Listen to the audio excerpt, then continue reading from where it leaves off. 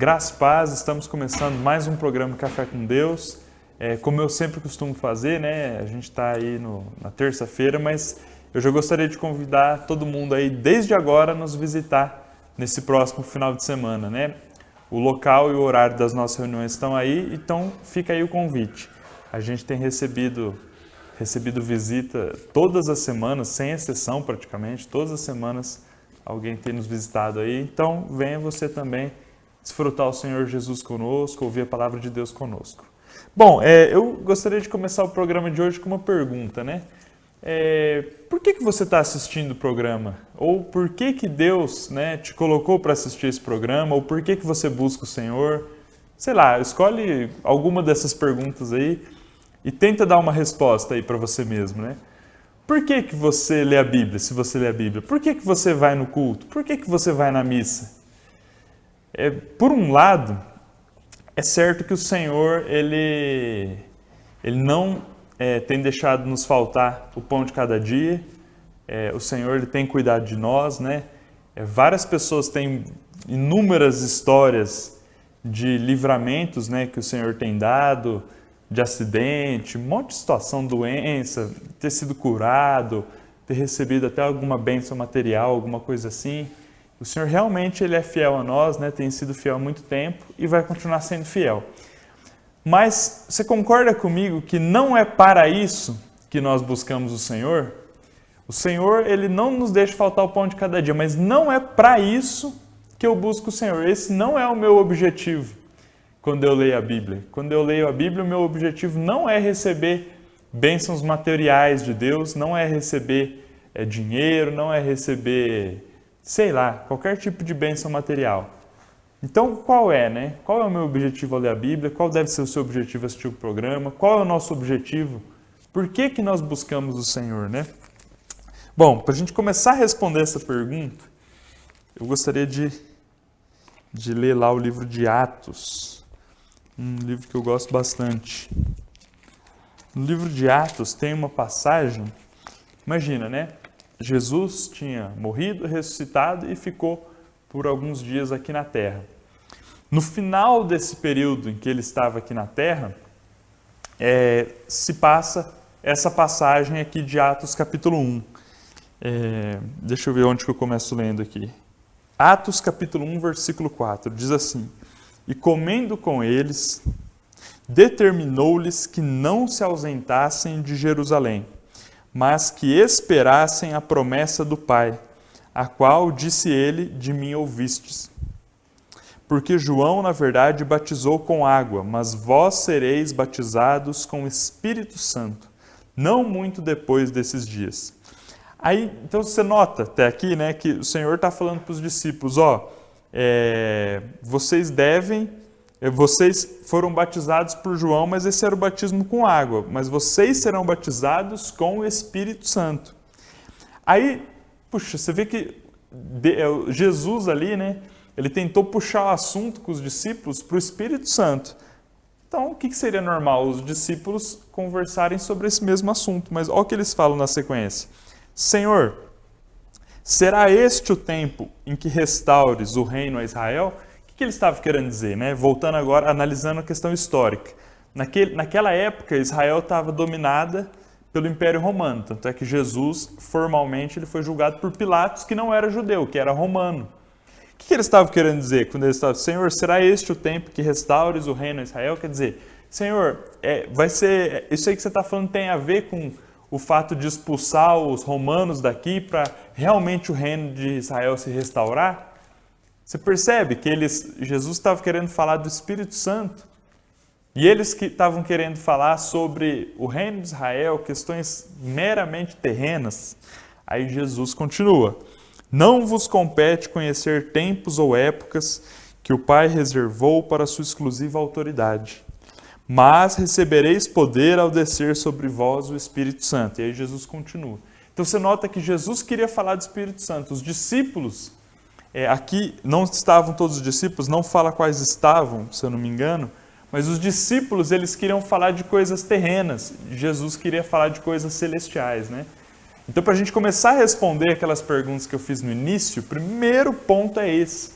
é nós termos uma atitude diferente da dos discípulos, né? E tirarmos nossos olhos das coisas terrenas e olharmos para as coisas celestiais.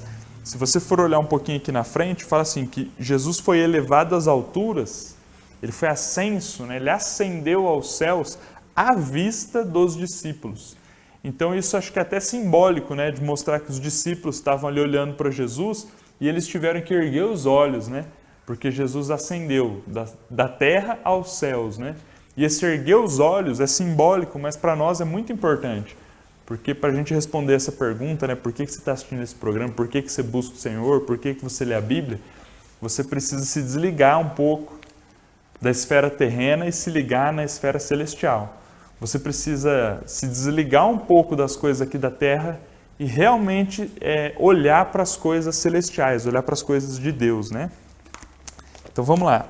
Aqui em João, já feita essa consideração, aqui em João diz assim, ó, Jesus ele estava conversando com um mestre, né, um fariseu, um judeu, muito versado na lei, muito especialista, né, em legislação judaica ali, no Velho Testamento, né? Aí diz assim, Evangelho de João, capítulo 3, versículo 1.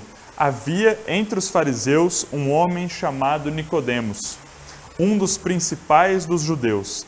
Este de noite foi ter com Jesus e lhe disse, Rabi, sabemos que és mestre vindo da parte de Deus, porque ninguém pode fazer estes sinais que tu fazes se Deus não estiver com ele.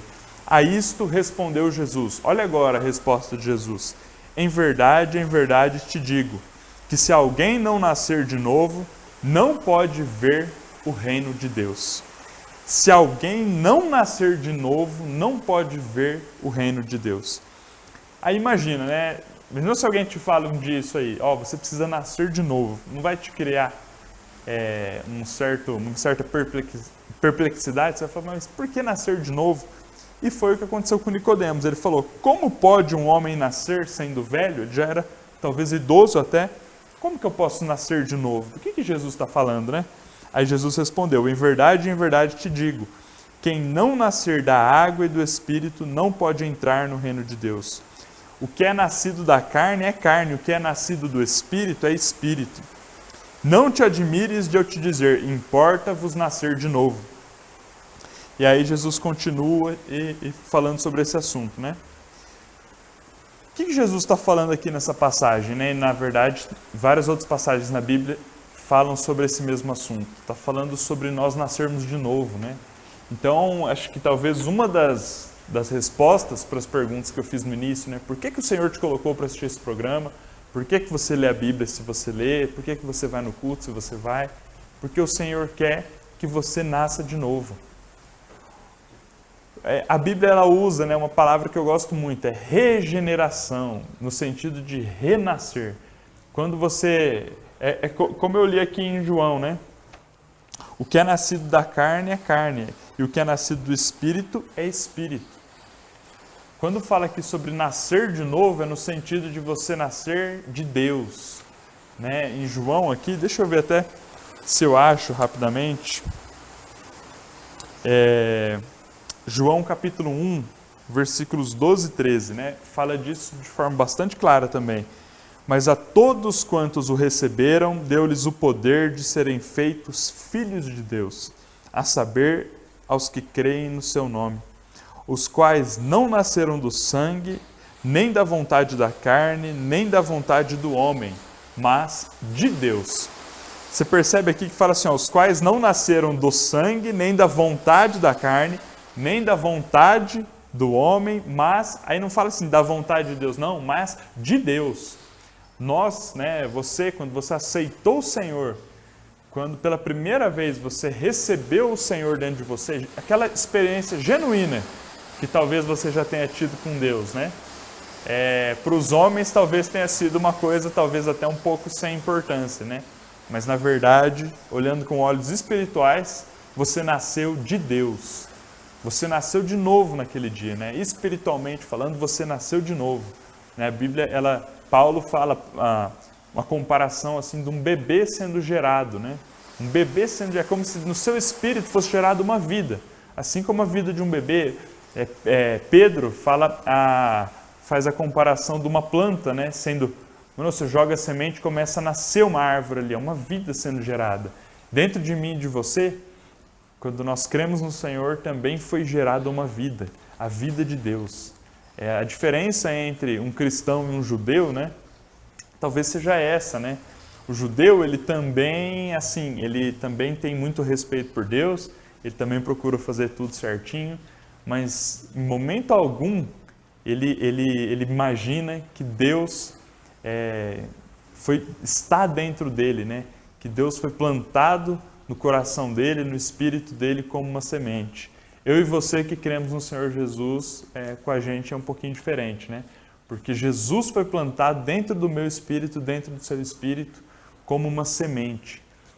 Por isso a nossa relação com Deus não é meramente de amar a Deus, de fazer as coisas para Deus, aquela relação longínqua, né? Deus lá, eu aqui e eu pensando em Deus. Não, Deus está dentro de nós, né? Graças ao Senhor. Então, no segundo bloco a gente vai comentar um pouquinho mais sobre esse assunto.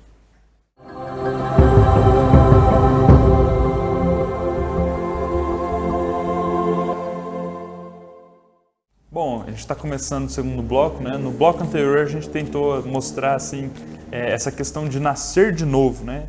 A gente viu que, na verdade, a nossa relação com Deus é algo grandioso, né? Deus habita dentro de nós, né? Como espírito. Ele habita no nosso espírito, ele habita no nosso coração, né? Você e Deus, você tem uma genuína experiência com o Senhor, você e Deus são inseparáveis. Deus habita dentro de você. Ele é como se uma vida, né? Uma vida foi gerada dentro de você. Graças a Deus, né? Se você voltar e for analisar o livro de Gênesis, né? A gente falou ontem um pouquinho sobre o livro de Gênesis, mas a gente não chegou nesse ponto. Mas no livro de Gênesis, fala que depois de todos aqueles dias da criação, o homem foi criado no sexto dia, quando estava tudo pronto, né? O que Deus fez? Ele colocou o homem perante a árvore da vida. Ele colocou o homem perante uma árvore, né? O que era essa árvore da vida? Essa árvore da vida, ela era Deus, mas em forma de árvore, né? O formato era árvore, a essência era Deus, né? Se o homem comesse da árvore da vida, ele ia se encher de Deus, né? Mas, infelizmente, não aconteceu. Aí, se você for pensar, você vai falar, puxa, mas não aconteceu, o homem comeu de outra árvore, né? Acho que todo mundo conhece, né, essa parte de Gênesis. O homem comeu de outra árvore, tendo comido dessa outra árvore, ele não mais podia comer da árvore da vida. Então, aquele plano inicial de Deus, né, de certa forma, ele foi frustrado, né? Mas, então Deus poderia, né? Pensa comigo, né? Para Deus não tem limite. Deus ele poderia ter falado, meu plano era o homem comer da árvore da vida. O homem frustrou meu plano porque ele comeu de uma árvore que eu falei para ele não comer. Então agora eu vou eliminar o homem e vou bolar um outro projeto, vou fazer alguma outra coisa, vou esquecer o homem, né? Deus, em tese, ele poderia fazer isso, mas claro que ele não ia fazer, porque Deus ama o homem, né? Deus nos ama e a vontade de Deus era justamente habitar dentro de nós. A vontade de Deus era e é justamente viver mesclado com o homem, né? Graças ao Senhor, nós precisamos ter essa realidade, né? E saber que o Senhor nos ama. Ele poderia ter nos descartado, mas não descartou o homem, porque Deus ama o homem, né? Graças ao Senhor. Bom, outro ponto aqui, né? Imagina, né? O homem, ele pode, dependendo da classe social, dependendo de várias situações, de várias circunstâncias, muitas vezes ele pode até viver bem, né? Tem gente que fala que para o homem viver bem, ele deve reduzir ao máximo o sofrimento e aumentar ao máximo o prazer. Se você for ver, isso faz até um certo sentido, né? Você não fica deliberadamente batendo seu dedinho no criado mudo, você procura fazer coisas que te deixam alegres e tal. Mas mesmo imagine uma pessoa que, devido às circunstâncias, ela não esteja sofrendo e, devido às circunstâncias, ela esteja vivendo uma vida bacana, com bastante deleite, com bastante prazer. Mesmo a pessoa nessa circunstância, tem bastante dinheiro, sei lá, ela sente um vazio. Você não conhece alguém que que fala que sentia ou que sente um vazio, esse vazio é do tamanho de Deus, né? O Adalto de vez em quando fala isso aqui. O homem tem um vazio dentro de si que é do tamanho de Deus. Então só Deus pode nos completar, né? O homem, ele é feito, a Bíblia compara o homem a um vaso, né? Um vaso de barro. Ele é feito como um vaso para conter Deus, né? O homem, ele foi colocado, vamos voltar lá em Gênesis, ele foi colocado no jardim do Éden, perante a árvore. Qual que era a necessidade do homem? Comer da árvore. Qual que era a necessidade do homem? Receber Deus dentro de si. Então, pelo que a Bíblia mostra, não só pelo que a Bíblia mostra, pela experiência que nós temos com Deus, né? Pelas inúmeras pessoas que falam que estão bem, mas sentem ainda um vazio, nós podemos concluir que o homem, ele depende de Deus. O homem, ele é feito com um vácuo dentro dele, um vazio dentro dele, que só pode ser preenchido por Deus, né? Graças ao Senhor que nós conseguimos um dia descobrir isso, né? Que alguém um dia mostrou isso para nós. Eu não descobri isso lendo a Bíblia, não, né? Um dia, alguém direcionado pelo Senhor me ensinou isso. E graças ao Senhor, né, que você possa também receber essa palavra no seu coração, né? Você precisa de Deus dentro de você. Você não precisa de uma religião, você não precisa de regras, você não precisa de nenhuma prática exterior, você não precisa de nenhum formalismo. Você precisa de Deus, né? Que tudo que você faça seja para se encher mais de Deus. Graças a Deus. Um outro ponto, né? Desenvolvendo um pouco esse assunto. Nós não falamos que Deus dentro de nós, né? Usando agora uma analogia de Paulo, é como se fosse um bebê sendo gerado. Ou usando a analogia de Pedro, é como se fosse uma planta, né? Uma semente jogada ao solo. Deus dentro de nós, ele é comparado a algo vivo, né? Tanto um bebê quanto uma planta, são coisas vivas, né? E você nota que tudo que é vivo precisa de manutenção. Imagina, né? Se você tem um peixinho na sua casa, você precisa dar alimento. Se você tem uma planta, você precisa dar água, dar luz, eventualmente até outras coisas, adubo, fertilizante. Tudo que é vivo depende de uma manutenção. Por exemplo, uma pedra já não tem essa necessidade. A pedra, ela pode ficar em qualquer temperatura, ela não precisa de água, não precisa de comida. Mas um bebê sendo gerado, imagina uma mulher grávida, o tanto de nutrientes que ela não precisa passar para o bebê nascer saudável. Uma planta, o tanto de nutriente que a semente não precisa para ela realmente se transformar numa árvore. A vida de Deus dentro de nós é assim. Ela precisa de manutenção, né? Deus foi plantado dentro de nós e para ele crescer, você precisa dar manutenção, você precisa alimentar, né? E é por isso que nós buscamos o Senhor. Nós fazemos várias coisas. Vamos supor, você lê a Bíblia. Por que você lê a Bíblia? Você não lê a Bíblia porque você precisa pagar a sua dívida com Deus. Deus me salvou, agora eu preciso bater o cartão aqui para a gente ficar quite, eu e Deus. Para começar, imagina, né, o tamanho da dívida que nós tínhamos, né? Imaginou todos os seus pecados, todos os meus pecados, era uma dívida imensa. Aí você acha agora que você lendo meia horinha de Bíblia por dia, você vai conseguir pagar tudo isso que Deus fez por você? Não vai. Então não é para isso. Para que você vai no culto, na missa, não importa como você chame, não é para pagar uma dívida com Deus. Você vai para a vida de Deus crescer dentro de você. Então que a gente possa buscar o Senhor para a vida de Deus crescer dentro de nós, né? Às vezes a gente faz as coisas, né, as coisas do Senhor, a gente faz como se fosse um ritual. Então imagina, né? Porque eu não estou com nenhum copo aqui, mas acho que vocês vão conseguir imaginar. Imagina que eu esteja com sede. Estou com sede e quando eu estou com sede eu faço um ritual, você concorda? O ritual é mais ou menos assim, ó. Assim, depois assim. Não é mais ou menos o ritual que você faz quando você está com sede? Então imagine que você esteja com sede, só que você não haja água dentro do seu copo. Se não há água dentro do seu copo, não tem por que você fazer esse ritual, você concorda? Você vai ficar com um copo vazio fazendo assim? Não vai matar sua sede.